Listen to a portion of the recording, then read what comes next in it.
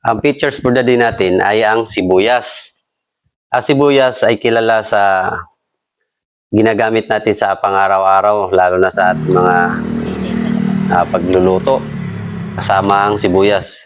Alam nyo ba na maliban sa pagluluto o ginagamit natin sa pagluluto ay marami pang benepisyo ang makukuha natin dito sa sibuyas.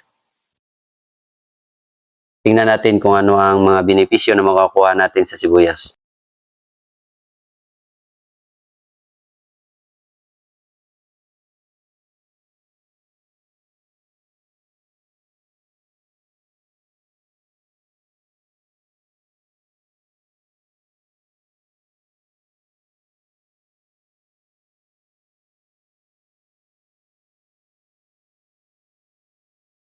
Yan.